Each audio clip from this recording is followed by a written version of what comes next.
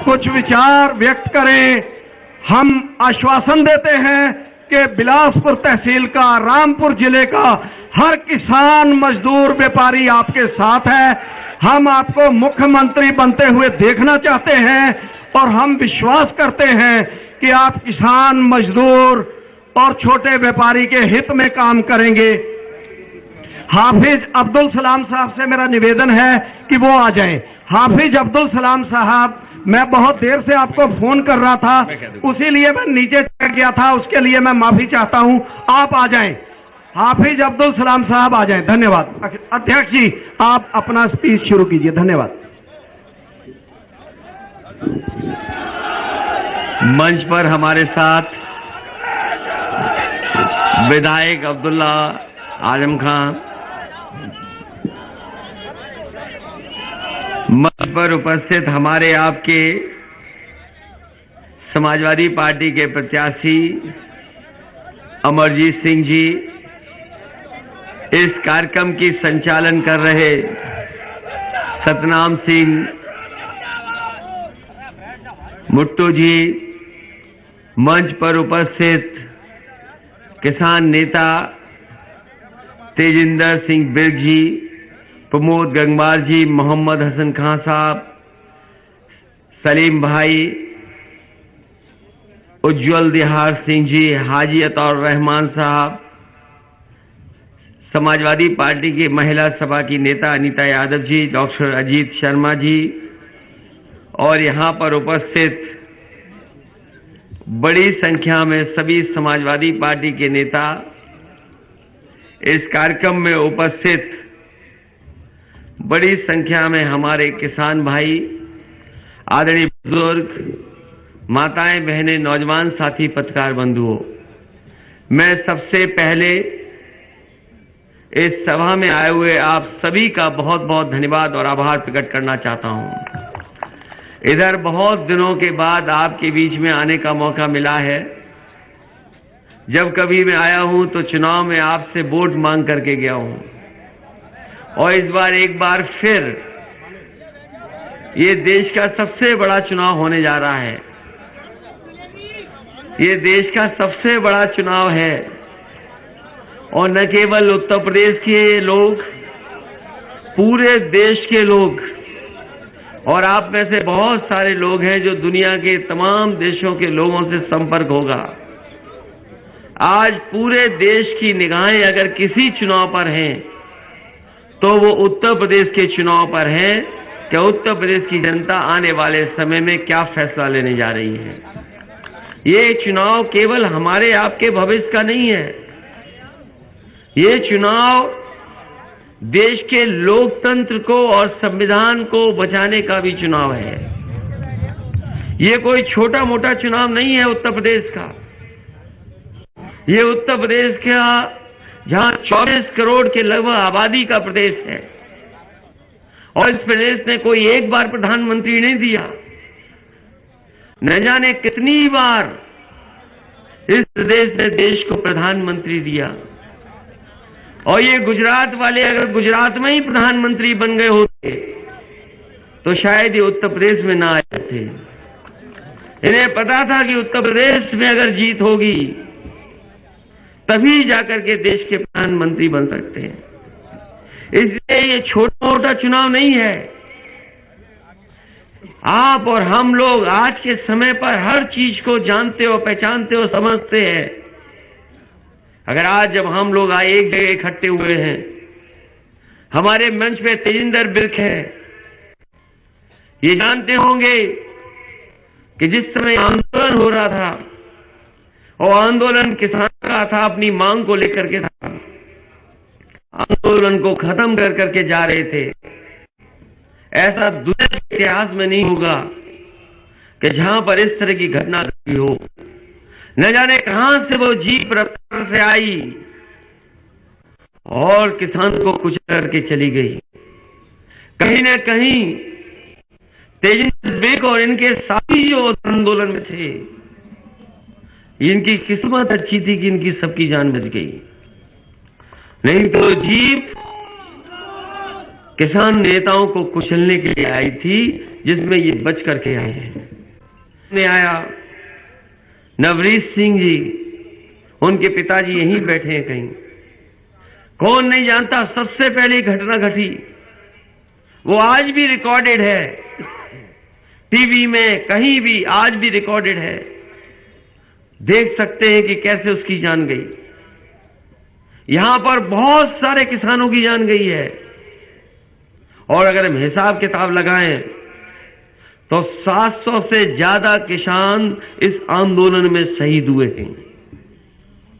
ये भारतीय जनता पार्टी के लोग जानते हैं कि अगर चुनाव में हार गए तो इनका पता नहीं लगेगा, इसीलिए उन्होंने जानबूझ करके जैसे ही पंजाब का चुनाव आया और उत्तर प्रदेश का चुनाव आया, उन्होंने तीनों काले कानून वापस ले लिए। ये किसानों के हित में तो है ही है, लेकिन भारतीय जनता पार्टी ने केवल वोट के लिए ये कानून वापस किए हैं। उन्हें पता था अगर ये काले कानून रहे तो पंजाब में भी सफाया हो जाएगा और उत्तर प्रदेश में भी सफाया हो जाएगा। मैं इन भारतीय जनता पार्टी के लोगों को कहना चाहता हूं, पहले चरण का चुनाव खत्म हो चुका है, वहां के लोगों ने तो इनकी खाट खड़ी कर दी है।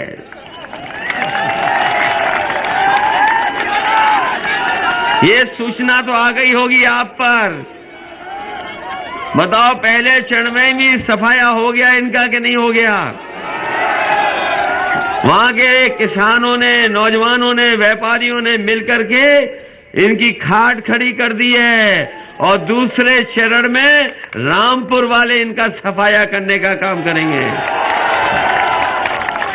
ये भारतीय जनता पार्टी के लोग, ये भारतीय जनता पार्टी के लोग कान पकड़ करके इनके प्रत्याशी 700 उठक बैठक भी लगाएंगे माफी मांगने के लिए, लेकिन यहां का किसान और नौजवान माफ करने वाला नहीं है।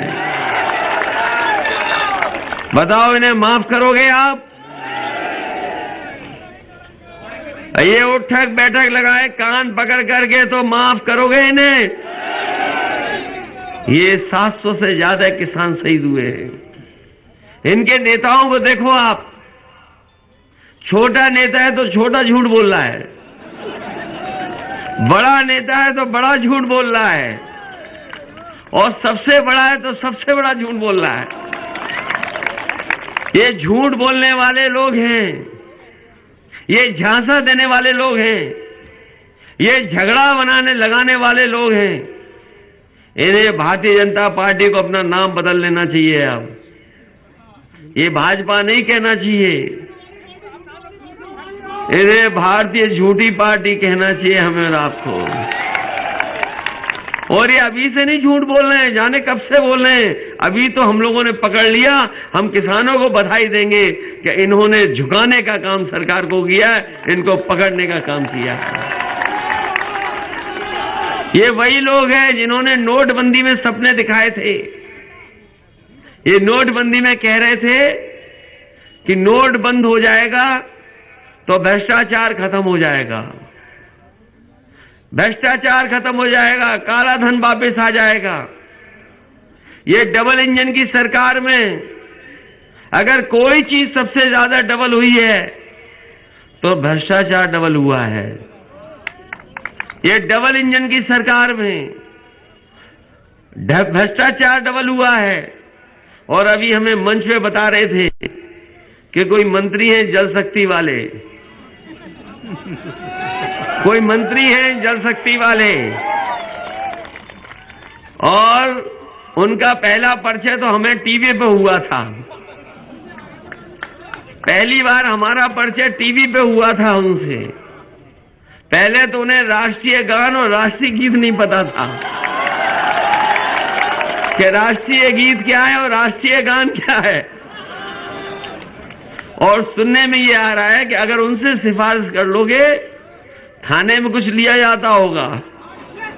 अगर उनसे सिफारिश कर ली तो डबल इंजन की सरकार डबल देना पड़ जाएगा।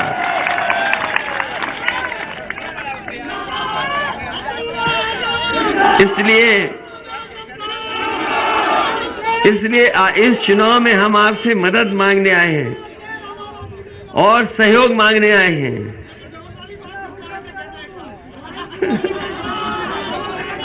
नहीं तो ये जिम्मेदारी अब आपकी है कि इन्हें डबल वोट से हराइए आप, डबल डबल डबल डबल।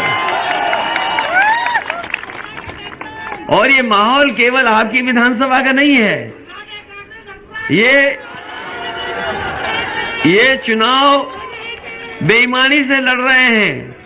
आप लोगों ने तो इन्हें पंचायत में ही हरा दिया था, लेकिन बेईमानी की इन्होंने। अगर ये बेईमानी नहीं करते तो उत्तर प्रदेश के परिणाम कुछ और होते। इन्होंने प्रशासन से, पुलिस से, सब प्रशासन लगा दिया, पुलिस लगा दी। उस समय इन्होंने चुनाव पंचायत के जीते। ये पुलिस और प्रशासन नहीं लगाते तो उसी समय जनता इनके खिलाफ खड़ी हुई थी। कहीं प्रदेश में, देश में नहीं देखा होगा आपने कि अगर कोई मां या बहन वोट डालने जा रही हो, अपना पर्चा भरने जा रही हो, तो उसके कपड़े फाड़ दिए गए हों, छीन लिया गया हो। ये भारतीय जनता पार्टी के लोग हैं। एक बहन अगर पर्चा भरने गई थी तो उसको अपमानित करने का काम अगर किसी ने किया तो भारतीय जनता पार्टी के लोगों ने किया था। ये अधिकारी और ये तमाम लोग समझ लें, ये चुनाव पार्टी का नहीं है। ये चुनाव जो उत्तर प्रदेश का होने जा रहा है, ये जनता चुनाव लड़ रही है। जनता के साथ हम खड़े हैं, जनता के साथ।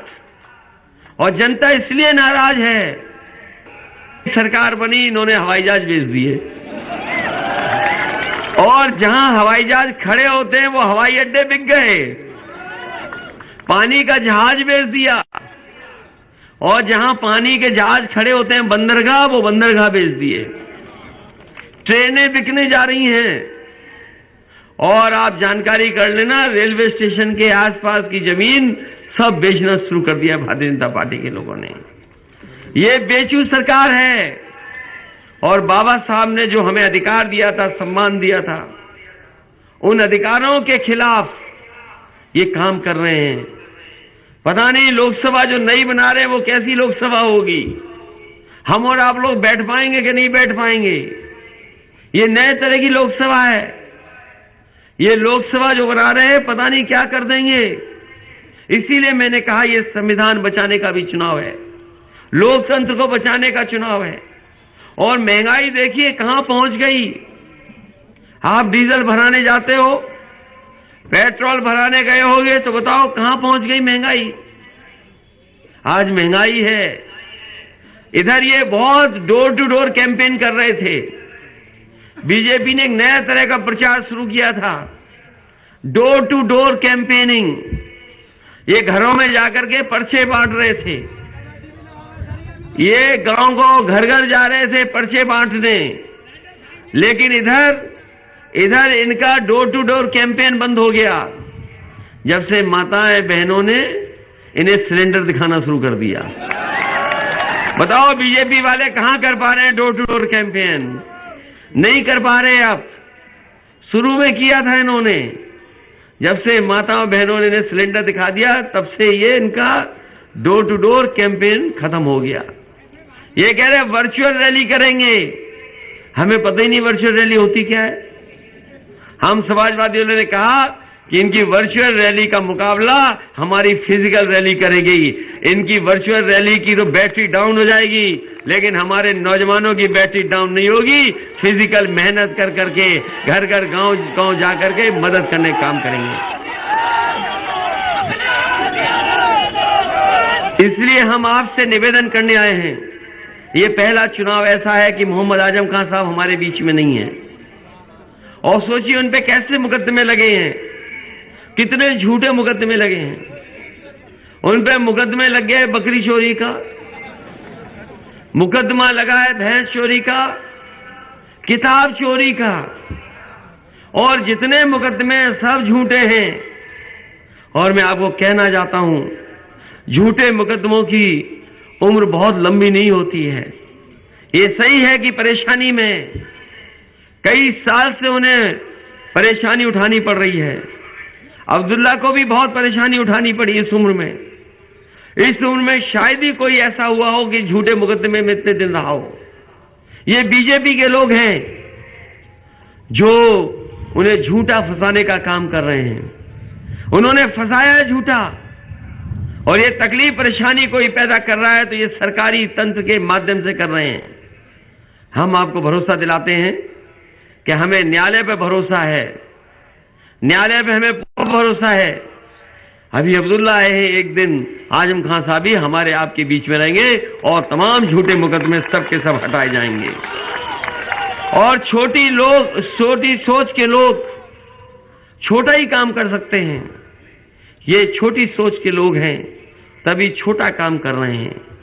और आप देखिए, जब आज हम लोग यहां हैं, जिसने थार जीप चलाई उसे खुलेआम घूमने का मौका मिल रहा है। जिसने थार जीप चलाई, जिसकी वजह से इतने लोगों की जान गई, किसानों की जान गई और लोगों की जान गई। अगर कोई जिम्मेदार है तो वही गृह राज्य मंत्री और उसका बेटा जिम्मेदार है, जिसकी वजह से इतनी जान गई है।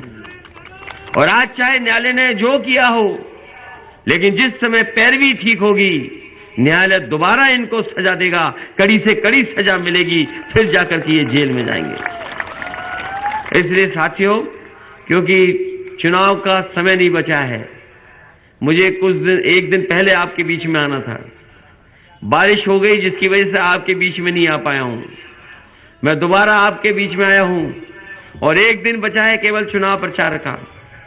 उसके बाद चुनाव प्रचार खत्म हो जाएगा और उसके बाद आपको वोट डालना है। ये जो वोट पड़ेगा, आने वाले 5 साल कैसे सरकार चले उसके लिए वोट पड़ेगा। इसलिए खुशहाली के लिए, तरक्की के लिए, उत्तर प्रदेश को आगे बढ़ाने के लिए और विकास के लिए मैं आपसे वोट मांगने आया हूं। समाजवादी पार्टी ने कहा है कि हमें अगर किसानों को सिंचाई के लिए बिजली फ्री देनी पड़ेगी तो समाजवादी सरकार में फ्री बिजली किसानों को मिलेगी, सिंचाई फ्री होगी। साथ ही साथ हमारे गांव में रहने वाले लोगों के बीच में जब कभी भी बिजली का बिल आता है तो उन्हें करंट लगता है बिजली बिल को देख करके। इसलिए 300 यूनिट फ्री बिजली होगी, कोई उसके लिए पैसा नहीं लगाया जाएगा। हमारे सरकारी कर्मचारी पुरानी पेंशन को बहाल चाहते थे। समाजवादी पार्टी सरकार बनने पर पुरानी पेंशन को बहाल करने का काम करेगी। और साथ ही साथ समाजवादी पार्टी ने किसानों के लिए यह भी तय किया है कि हमें अगर फार्मर्स कॉर्पस फंड बनाना पड़े, एक पैसा इकट्ठा बजट का दे देंगे, जिससे हमारे किसानों को इंतजार न करना पड़े अपने भुगतान के लिए, चाहे वो गन्ने का भुगतान हो या कोई मदद हो, हम कॉर्पस फंड बना देंगे और 15 दिन के अंदर गन्ना किसानों का पूरा भुगतान कराने का काम समाजवादी लोग करेंगे, समाजवादी सरकार में होगा। आपको धरने पे ना बैठना पड़े। और अगर हमें चीनी मिल का अगर उच्चीकरण भी करना पड़ेगा तो समाजवादी सरकार में उसको हम उच्चीकरण करने का भी काम करेंगे। सरकारी चीनी मिलों का भी उस कैसे बेहतर हो सके वो करेंगे। हमारा घोषणा पत्र जो बनाया समाजवादी पार्टी ने, वो योजनाएं हैं, नियम है, उसके अंदर कहां से बजट आएगा उसका भी इंतजाम है। इनकी सरकार जैसा नहीं क्या लगातार ये झूठ बोलते रहे हों और जैसे ही चुनाव आ गया हो तो हमारे बाबा मुख्यमंत्री लैपटॉप स्मार्टफोन बांटने के लिए निकल पड़े हों। बाद में हमें पता लगा कि हमारे बाबा मुख्यमंत्री लैपटॉप नहीं चला पाते हैं, टैबलेट नहीं चला पाते हैं। अभी तो हमारे गरीब लोग भी, गांव वाले भी सीख गए हैं मोबाइल चलाना, लेकिन हमारे बाबा मुख्यमंत्री स्मार्टफोन भी नहीं चला पाते। बताओ रामपुर वालों, कितने स्मार्टफोन मिले आपको? किसी को मिला हो, बाबा मुख्यमंत्री ने दिया हो तो बताओ।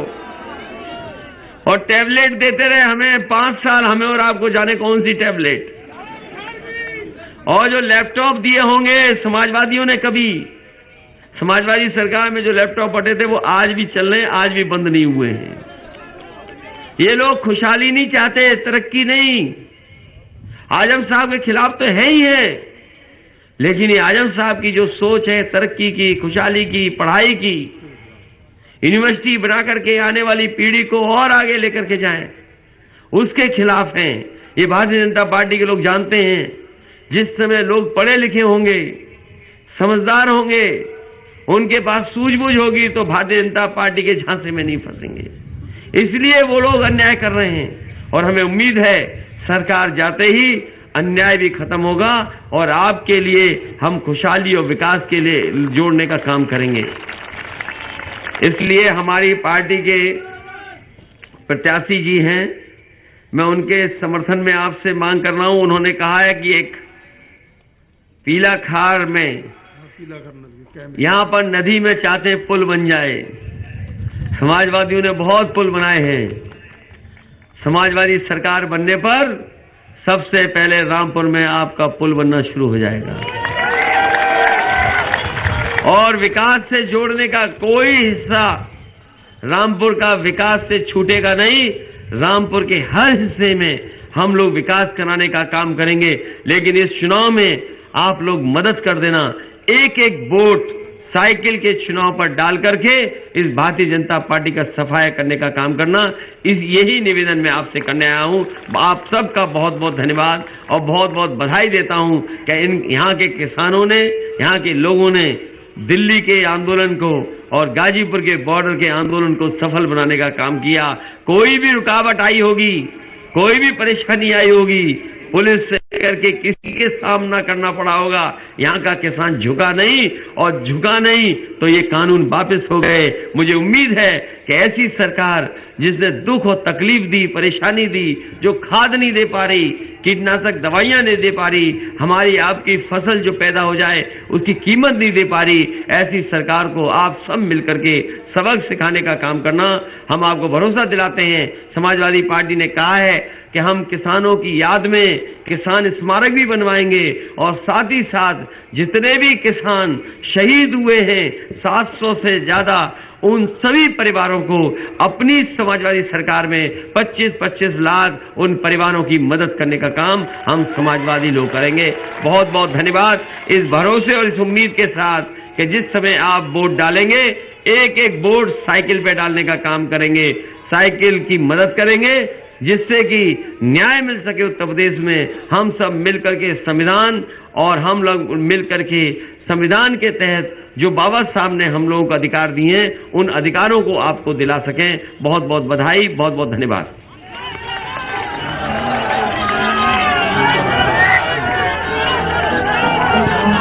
अमरजीत सिंह सलूजा कानपुर से आए हुए हैं, बिलासपुर के मेरे भाइयों, यहाँ पर शुक्रिया अदा करते हैं।